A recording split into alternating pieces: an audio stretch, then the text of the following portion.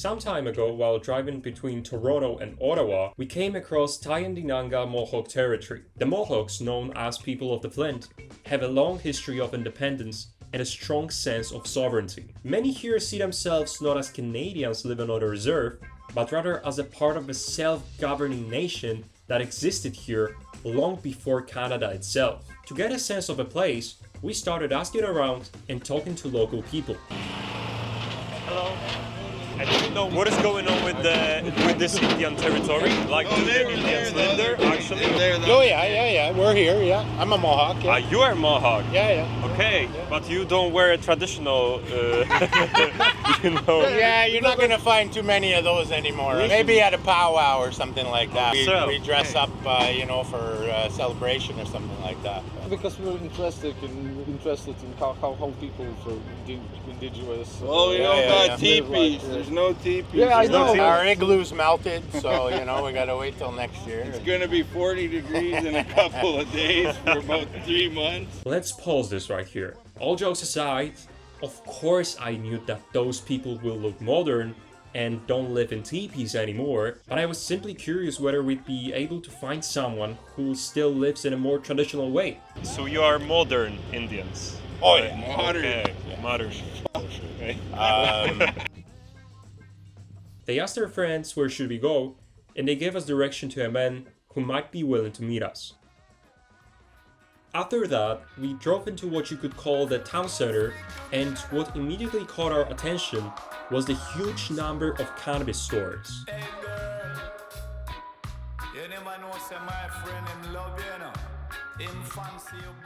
So naturally, I decided to walk around and ask what's going on. Why there are so many cannabis stores here?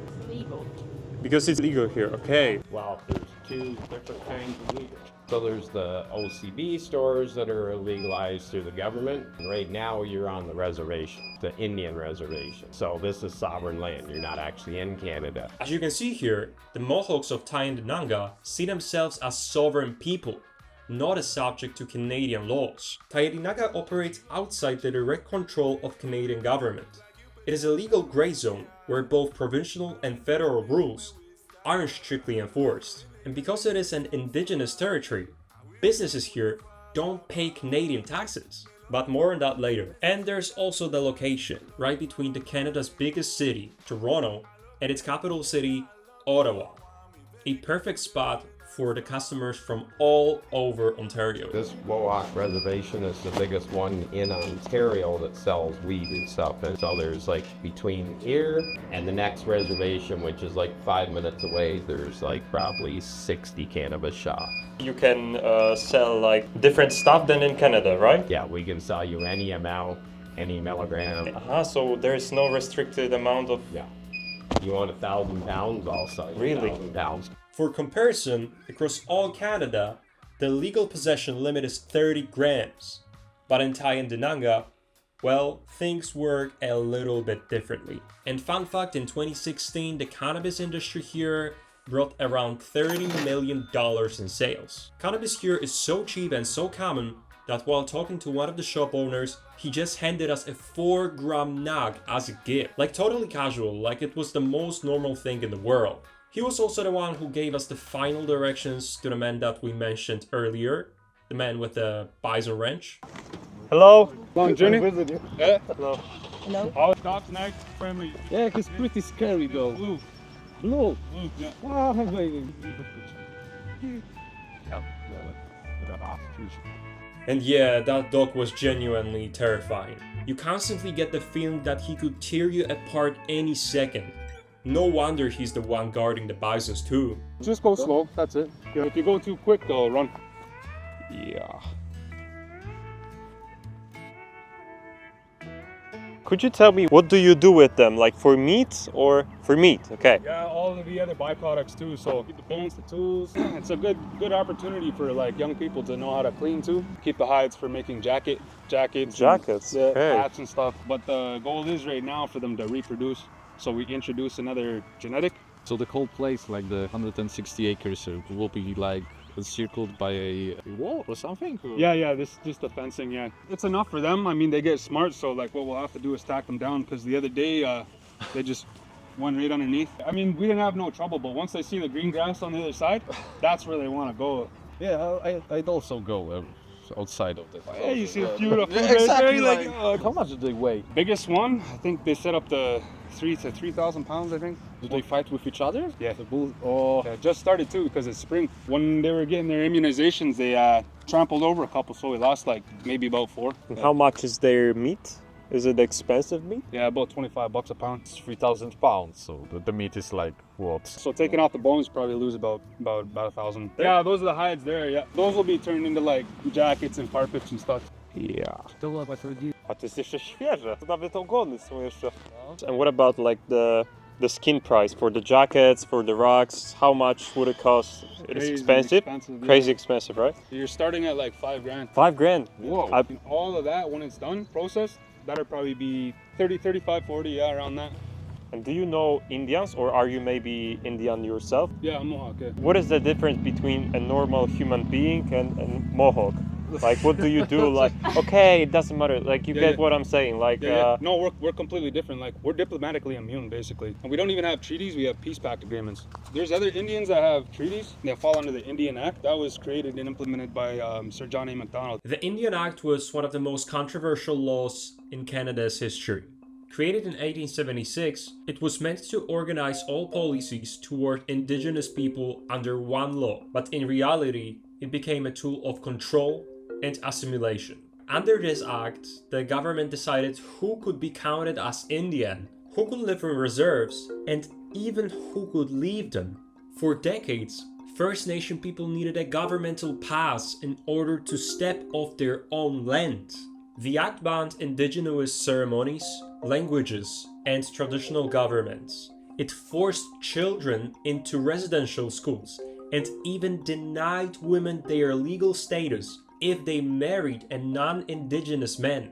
But the Mohawks in Tyendinaga never signed any treaties with Canadian government. Their ancestors made peace pact agreements, not land treaties. Understandings based on coexistence, not submission. You gotta look at Canada as like a business. It's like a corporation, like a building establishment. And the difference between us is that we're Ongwe, so we're not human beings. We're not even human beings. That's why we're Aboriginal, because we're not in the same class as what they classify as themselves when it comes to having a number and being registered and everything like that. The way we look at it is that we're an extension and we're a part of the earth, like, you know what I mean? If it's the environment, we're a part of that environment. You know So you're what I mean? just invisible for the Canadian government. Pretty much, yeah. have you So- got Canadian passport or? Yeah, we have our own passports. So the US will recognize it. Canadian legislation, they won't recognize it. We're federal, and so provincial laws don't apply to us. Like a bylaw or policies, they don't apply to us. And do you pay taxes to the Canadian? Never. We collect them. So the cities, they have to pay taxes, and then the taxes, it goes back to the trust funds, which comes back to like taking care of the roads around here and stuff. Because basically what everybody's doing is that they have to pay a lease, kind of takes care of the people that it takes care of here. So there's a bunch of people that accept that type of funding from the government. It's all government funding.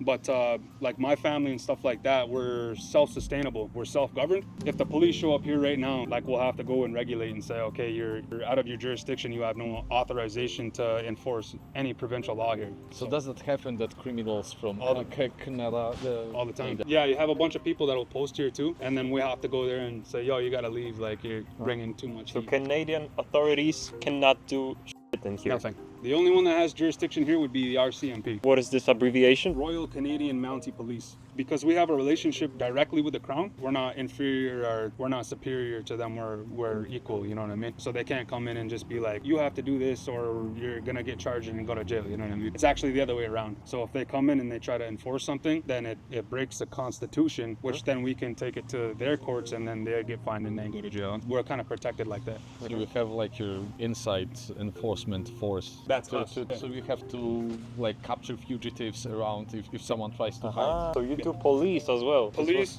the police, you know what I mean? Just take care of the family, because a lot of us we're all like pretty much third cousins, you know what I mean, fourth cousins. A lot of us have to go off to another territory, you know what I mean, to have families and stuff, because everybody's related. Somebody has a problem, you get a phone call that night and then you go deal with the problem. So people do think that they can come here and do whatever they want. As long as you're keeping the peace and you're not hurting nobody, the environment, That's good. It's the best territory ever. It's right on the greenbelt too. They have all the vineyards, apple orchards. They do cheese over there. They got everything. But you are really self-sustainable. Yes. Raise the food, grow the food, eat the food. Don't buy it though, you know what I mean? Spend money on other things. And what about wheat? Do you guys have plantations right here? Some people, they'll do indoor operations. And can you sell only wheat or other drugs as well? Like clones, mushrooms? They're getting into mushrooms right now. We pushed for that. We were probably like the second store open that was selling it. And we thought we were going to get raided and everything like that. So you got your own store? Yeah. They started with weed 5 years, no, maybe almost 10 years ago now. Now they're selling mushrooms now. You guys don't wear traditional clothing, right? They only do it at special occasions. So we have our ceremonies. There's probably about like 16 to 26 ceremonies that you can do. And then people they'll wear that. Some people actually, if they feel like it, they'll just put their traditional clothing on and just wear it. Do you know maybe if your grandparents wore it on like daily basis? My grandparents had a hard time. There was a Sullivan campaign. All of ours homelands upstate New York. So we came here as refugees. And then basically at that time, because of colonization, they gave them a hard time. If you were wearing traditional clothes, you weren't allowed to go to certain places, not allowed to speak your language. And language, do you have your own language? Yeah, we got schools around here. My brother actually teaches. I got my language. All my cousins have their language. And what's the name of the language? People of the Flint. How many people speak this language? When my mom was younger, there was probably only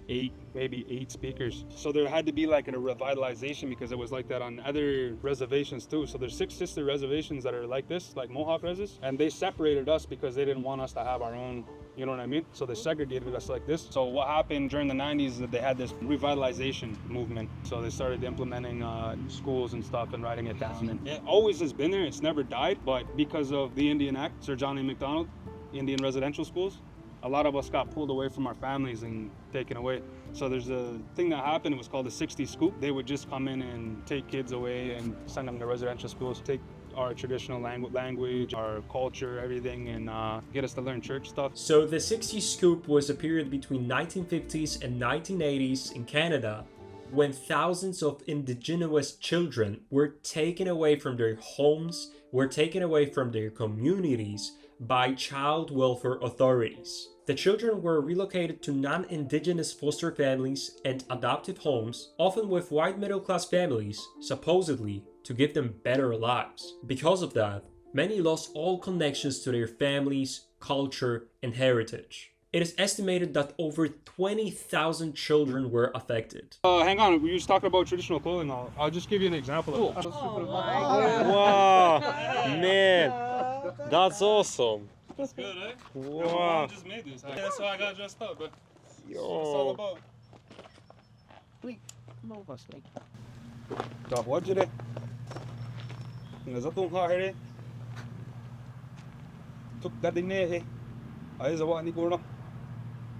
And just a little blessing. That's what we use. Do you need to inhale it? No, you don't need to inhale it. It's a protection. Yeah. Purifier. Yeah, this is the seeds. Yeah, sweetgrass, tobacco, other things like that. That's just the medicine that we use. Yeah. And you've made it yourself, like the... My mom. Your mom? Yeah, my mom put together for me. Yeah. But they get conventional now too, because we got material, right? So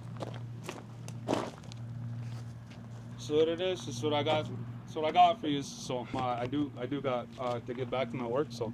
Okay. No worries. So, thank you. Thank you. Thank you, sir. It was really nice to meet you. Yeah, it'll be good to see you again. Thank you. Exactly. Yeah, We no might problem. see each other. Yeah, Yeah. well, most definitely, yeah. Yeah. Most definitely gonna see you. Bye. Honestly, huge shout out to this guy for explaining us everything and showing us his culture, which means a lot to him. Here's his Instagram, and yeah, see you next week.